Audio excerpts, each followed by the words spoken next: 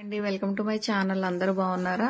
ఈరోజు నేను పాల మీగడలోంచి ఎలాగా ఫ్రెష్గా వెన్నపూస తీసి దాంట్లోంచి నెయ్యి ఎలా చేయాలో చూపిస్తున్నానండి. అంటే చాలా మంది తీస్తారు కానీ పర్ఫెక్ట్గా ఎలా రావాలన్నది చూపిస్తున్నాను.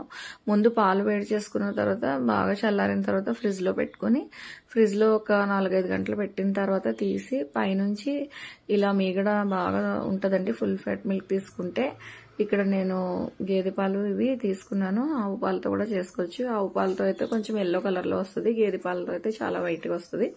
ఇదిగోండి ఇలా రోజు స్టోర్ చేసి ఒక దాంట్లో వేసి లాస్ట్లో ఒక రోజు నేను బయట పెట్టేసి ఒక నైట్ అంతా దాంట్లో పెరుగు వేసి తోడు పెడతానండి. కొంచెం పెరుగు వేసి మనం పెరుగు తోడు పెట్టినప్పుడు కూడా పైన వస్తుంది కదా, అది కూడా తీయొచ్చు. పాల మీగడ కూడా తీయొచ్చు, పెరుగు తీయొచ్చు. నేను రోజు పెరుగు పాలలోదే తీస్తాను. తీసి లాస్ట్లో ఒక రోజు పెరుగు వేసి ఒక నైట్ అంతా తోడుపెట్టి ఉంచేస్తాను.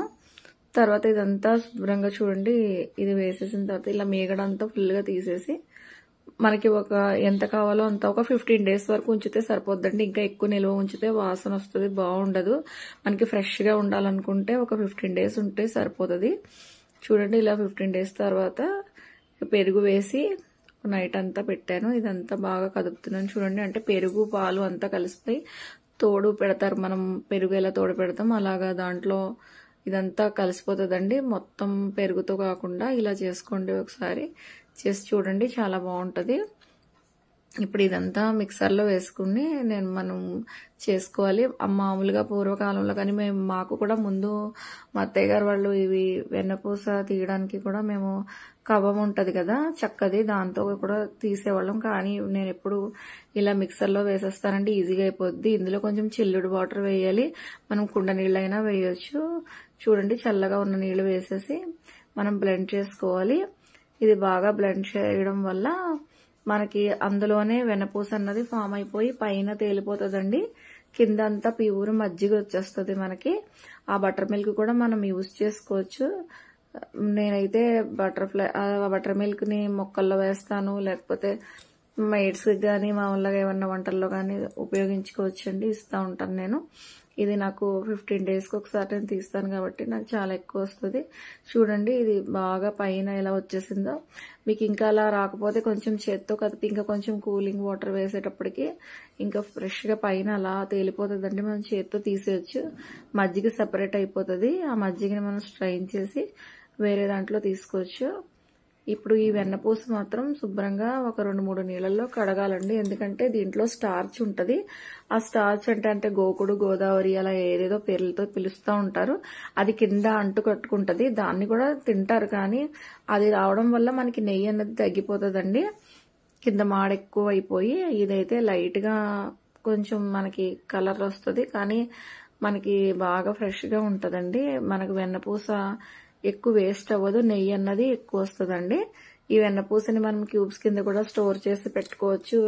మనకు అప్పటికప్పుడు కావాలంటే నెయ్యి చేసుకోవచ్చు, లేదా స్టోర్ చేసి పెట్టుకోవచ్చు. అంటే వైట్ కలర్లో వాటర్ మారినంత వరకు మనం కడగాలండి. ఒక 4-5 సార్లన్నా కడగొచ్చు. మీకు వెంటనే ఒక 2-3 నీళ్ళల్లో మారిపోతే కలర్ పర్వాలేదండి. కానీ అంటే ఫస్ట్ చూసిన మజ్జిగ బాగా చిక్కగా ఉంటది, తర్వాత చూడండి చాలా పల్చగా వచ్చేస్తుంది. వాటర్ అంతా డైల్యూట్ అయ్యి కొంచెం కలర్ మారి ఇలా చేంజ్ అయితే చాలండి, మనం ఇంకా చేయవసరం లేదు. ఇప్పుడు ఈ వాటర్ అంతా స్ట్రైన్ చేసేస్తే సరిపోద్ది మనకి. అంటే నేను 2 రకాలుగా పెడతానండి. ముందు చిక్కటి మజ్జిగ వేరేగా పెడతాను, కొంచెం పల్చగా వచ్చింది వేరేగా పెడతాను. ఇది పల్చగా వచ్చింది మనము మొక్కలకి ఇంకా డైల్యూట్ చేసి వేసుకోవచ్చు. చిక్కగా వచ్చింది మనం రెసిపీస్లో కూడా యూస్ చేసుకోవచ్చు, లేదా బటర్ మిల్క్ చేసుకోవచ్చు. మజ్జిగ మిరపకాయలు కూడా చేసుకుంటే చాలా బాగుంటుందండి ఈ పెరుగులో. చూడండి ఇవి నేను 2 విధాలుగా, అక్కడ చిక్కటి పెరుగు పెట్టాను, ఇక్కడ పల్చటి ఇది పెట్టాను మజ్జిగ. చూడండి ఇలా వచ్చింది వెన్నపూస. దీన్ని స్టోర్ చేసుకోవచ్చు, లేదా మనం ఇవి వేడి చేసుకోవచ్చు. ఇప్పుడు నేను ఒక వెడల్పాటి పాన్లో వేడి చేస్తున్నాను. ఎప్పుడు కూడానండి ఒక ట్రిక్ నేను చెప్తున్నాను మీకు, ఈ టిప్ చాలా యూజ్ అవుతుంది. మనం ఎప్పుడైనా పొడుగు గిన్నెలో పెట్టామంటే అది పైకి పొంగిపోయి మొత్తం వేస్ట్ అయిపోతుందండి. ఇది ఎప్పుడు కూడా వెడల్పు గిన్నెలో పెట్టాలి. అలాగే పైన ఏదన్నా స్పూన్ కానీ లేకపోతే చక్కది కానీ అలా పెట్టి ఉంచాలండి, లేకపోతే అది పొంగిపోయి పైకి వచ్చేస్తూ ఉంటుంది. చూడండి ఇది ఇలాగా వేడయ్యి వాటర్ అంతా ఎవాపరేట్ అయిపోయి ఆయిల్ అన్నది పైకి వచ్చేయాలి. ఇలా వచ్చిన తర్వాత చూడండి మనకి అయిపోయింది.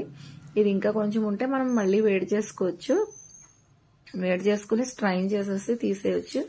నేను ఇక్కడ స్ట్రైనర్లో చూడండి తీసేస్తున్నాను. అంటే ఇంకా కొంచెం మళ్ళీ ఇదైతే మళ్ళీ కొంచెం పెట్టొచ్చు వేడి చేసి, మళ్ళీ ఉన్నది కూడా తీసేయచ్చు. చూడండి కింద అది మాడు కాదు, అది ఉంటది కదా, అది గోకుడు గోదావరి అంటారు కదా, అది కొంచెమే వచ్చింది నాకు. అదే మనం ఎక్కువగా కడగకుండా ఉంటే ఎక్కువ వచ్చేస్తుందండి మనకు. దానివల్ల మనకి వేస్టేజ్ ఎక్కువ ఉంటుంది. చూడండి కొంచెం చిక్కపడింది. మళ్ళీ నేను కొంచెం వేడి చేసి మళ్ళీ తీస్తున్నాను. అంటే బాగా వేడిలో తీసేయాలి. చల్లారిన తర్వాత అయితే మళ్ళీ మీకు ఇలాగ తోడుపడిపోతుంది. మళ్ళీ ఇది కొంచెం వేడి చేసి మళ్ళీ నేను తీసేసి పక్కనగా మనకి ఎలా కావాలో స్టోర్ చేసుకోవచ్చు అండి. ఎంత కమ్మటి వాసన వస్తుందంటే అంత బాగుంటుందండి. మీరు తప్పకుండా ట్రై చేయండి, కామెంట్ చేయండి.